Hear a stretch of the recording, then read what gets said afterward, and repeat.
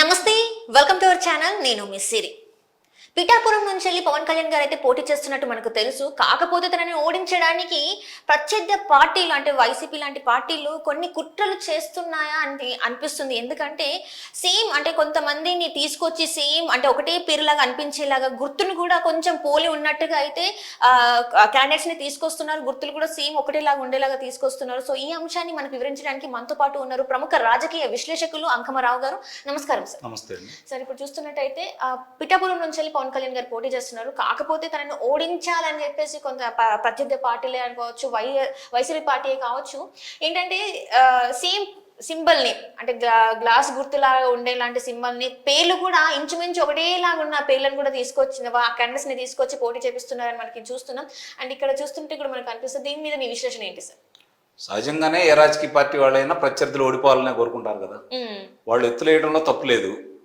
అలాగే ఇలాంటి పేర్లు వాళ్ళని తీసుకొచ్చి మామూలుగా అవకాశం కల్పించడం కూడా తప్పని అయితే నేను భావించట్లేదు. రాజకీయ చదరంగంలో ఎవరేసే ఎత్తులు వాళ్ళు వేస్తూ ఉంటారు. అంతిమంగా గెలిచేవాళ్ళు విజేతలు అవుతారు, మిగిలిన వాళ్ళు పరాజితులు అవుతారు. గెలిచేది ఒక్కళ్ళే కదా నియోజకవర్గంలో. ఇప్పుడు ముగ్గురు పేర్లు ఇక్కడ కనపడుతున్నాయి. కోనేటి పవన్ కళ్యాణ్ గారు బకెట్ గుర్తు, కొణిదల పవన్ కళ్యాణ్ గారు అంటే జనసేన అధినేత గ్లాస్ గుర్తు, కనుమూరి పవన్ కళ్యాణ్ గారు అదే రూపాంతరంలో ఉన్నటువంటి క్యారేజీల టైప్ లో ఒకటి కనపడతా ఉంది. అంటే ఇప్పుడు ప్రస్తుతానికి ముగ్గురు. ఈ రోజు సాయంత్రానికి ఎంతమంది పెరుగుతారో చూడాలి. ఇంకెంతమంది పవన్ కళ్యాణ్ ఉంటారో వాళ్ళందరినీ తీసుకొచ్చేసి, అంటే ఇక్కడ మీరు క్రమం కూడా ఆలోచించండి. కోనేటి, కొణిదల, కనుమూరి, పవన్ కళ్యాణ్ అనేది మూడు ఒకటే. అంటే ఇక్కడ కూడా ముందు అక్షరాలు అట్లానే ఉండేలాగా చూస్తున్నారు అనమాట.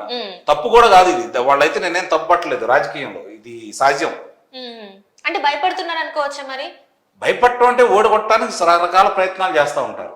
అంటే ఒకరికి ఇద్దరిని తీసుకొచ్చి ఇక్కడ 10 మంది ఇంకా దొరికిండ్రు వాళ్ళకి. అది ఈ పేరు గల్ల వాళ్ళు ఇంకో 10 మంది దొరికిండ్రు. దొరుకుంటే వాళ్ళని కూడా తీసుకొచ్చి పెడతారు. తప్పే ఉంది దాంట్లో. తప్పు పట్టాల్సిన అవసరం లేదు. స్వతంత్ర భారతదేశంలో ఎన్నికల సంఘం వాళ్ళు కొన్ని నియమ నిబంధనలు వాళ్ళకు ఉన్నాయి. దానికి అనుగుణంగా వాళ్ళు కేటాయిస్తూ ఉంటారు. వాళ్ళకు కూడా ప్రలోభాలకు లొంగి కొన్ని ప్రభుత్వాలకి లేకపోతే ప్రభుత్వ అధినేతలకు లొంగి కొన్ని కార్యక్రమాలు తీసుకుంటా ఉంటారు. కాబట్టి ఇక్కడ ఇప్పుడు ఇదే గనక నిజం గనక అయితే అంటే ఇటు పోటీ చేస్తున్నారు. ఎన్నికల సంఘం వాళ్ళు ఇంకా జగన్మోహన్ రెడ్డి గారి యొక్క చెప్పు చేతల్లో ఉన్నారని భావించాల్సి వస్తుంది. అంటే ఇక్కడ చూస్తుంటే పవన్ కళ్యాణ్ గారికి ఏదైతే గుర్తుందో గ్లాస్ గుర్తు, దాన్ని ఫ్రీ సింబల్ చేయాలని చెప్పేసి కూడా మనం వార్తలు వింటున్నాం. మరి ఫ్రీ సింబల్ అయితే ఎవరైతే క్యాండిడేట్స్ ఉన్నారో వాళ్ళకి మాత్రం ఇచ్చేసి మిగతా వేరే దగ్గర అక్కడ పోటీ చేయని దగ్గర వాళ్ళకి ఇస్తామని అంటున్నారు. మరి ఇలా చేస్తే మరి జనసేన పార్టీకి నష్టం చేకూరే అవకాశం ఉంది? అదేమి లేదు. మొన్న మధ్య ప్రకటించారు కదా, జనసేనకి ఆ గుర్తు కేటాయించారు. జనసేనకు ఆ గుర్తు కేటాయించారు కాబట్టి వేరే వారికి కేటాయించారు. అని ఇదంతా చూస్తుంటే జగన్మోహన్ రెడ్డి గారు ఇదంతా చేపిస్తున్నారా అని చెప్పేసి కూడా కొంతమందికి అయితే అనుమానాలు ఉన్నాయి. మరి ఇందులో వాస్తవం ఉందంటారా? జగన్మోహన్ రెడ్డి గారికి వీళ్ళు గెలవాలని ఆయన కోరిక కాదు కదా. తనే అధికారం రావాలి కాబట్టి 175 స్థానాల్లో ఆయన చూస్తున్నాడు కదా. 175కి 175 నేను గెలవాలి, నన్ను గెలిపించండి అని ఆయన కోరుకుంటున్నాడు కదా. మరి ఆయన ప్రయత్నాలు ఆయన చేస్తూ ఉంటాడు. దాన్ని మనం తప్పట్టద్దు. ప్రజలు దీన్ని ఎంతవరకు సహకరిస్తారనే దాని గురించే కదా మనం ఆలోచించాల్సింది. ఈరోజు ఏ రాజకీయ పార్టీ అయినా ప్రత్యర్థుల్ని రాజకీయంగా ఓడించాలి అంటే మంచి పనులు చేశామని చెప్పుకోవాలి అధికార పార్టీ. ఇదిగో పలానా పనులు మేము చేశాము, నీటి జలాశయాలకు సంబంధించి కావచ్చు, లేకపోతే తాగునీరు కావచ్చు, వ్యవసాయానికి కావచ్చు, ఉద్యోగస్తులకు కావచ్చు, విద్యార్థులకు కావచ్చు, ఏం మంచి పనులు చేశాము, ఇదిగో ఈ పూర్తి చేశాము, మేము ఈ రహదారులు పూర్తి చేశాము, ఈ వ్యాపార సముదాయాలను ఇక్కడ తీసుకొచ్చాము, ఇంతమందికి ఉద్యోగాలు వచ్చినాయి, లేదంటే ఇదిగో ఇక్కడ ఇన్ని ఇల్లు కట్టించాము, ఇవి కదా చెప్పుకోవాల్సింది. ఇప్పుడు చెప్పుకోవడానికి వాళ్ళ దగ్గర ఏమి లేవు కాబట్టి ఇలాంటి ప్రయోగాలు చేస్తూ ఉంటారు. వీళ్ళకేమో అలాంటి మాకు ఇక్కడ జరుగుతున్న అన్యాయాలని, అక్రమాలని, రాష్ట్రంలో జరుగుతున్న దాష్టికాలని, దౌర్జన్యాలని, హత్యల్ని, దోపిడీలని, దొంగతనాలని వీళ్ళు ఎత్తి చూపుతున్నారు కాబట్టి ఈ ప్రభుత్వం దిగిపోవాలని వాళ్ళు పోరాటం చేస్తున్నారు. ఆయన ఏంటంటే లేదు, అధికారంలో ఉంటేనే ఆయనకు మనుగడ, ఏ రోజు అధికారం పోతే ఆయన కారాగారం పాలవుతాడు. కాబట్టి ఆయన అధికారం కోసం ఎన్ని ఎత్తులైనా వేస్తాడు, ఏవైనా చేస్తాడు. ఇందుట్లో నీతి జాతి లేదు కదా. దాని గురించి ఆలోచించుకోవాల్సిన అవసరం లేదు కదా. సిద్ధాంతాలు అయితే లేవు కదా. అంటే ఫస్ట్ నుంచి చూస్తుంటే పవన్ కళ్యాణ్ గారిని ఎట్లయినా ఓడించాలి అని చెప్పేసి కొన్ని కోట్ల రూపాయలు కూడా ఖర్చు చేయడానికి సిద్ధంగా ఉన్నారని చెప్పేయడం. అండ్ ఇంకొకటి ఏంటంటే ఆ 3 పెళ్లిళ్ల గురించి ప్రస్తావించడం ప్రతిసారి. అయితే దీనికి స్పందిస్తూ పవన్ కళ్యాణ్ గారు కూడా ఏంటంటే ఒక ప్రత్యేక జైలు కట్టిస్తాను జగన్మోహన్ రెడ్డి నీకు అని చెప్పేసి తను కూడా స్పందించడం జరిగింది. అంటే ఇవన్నీ ఎలా చూడాలి సార్? లక్షల కోట్లు సంపాదించుకునే వాళ్ళకి వేల కోట్లు ఖర్చు పెట్టడం పెద్ద విశేషమేం కాదు కదా. అలాగే ఇప్పుడు ఆయన గురించి మాట్లాడటానికి ఏముంటుంది? అవినీతి చేశాడనా, లేదా ఏదైనా దోపిడీ చేశాడనా, దొంగతనాలు చేశాడనా, కుంభకోణాల్లో ఉన్నాడనా పవన్ కళ్యాణ్ గారు చెప్పలేడు కదా. పెళ్లిళ్ళ గురించి మాత్రమే మాట్లాడతాడు.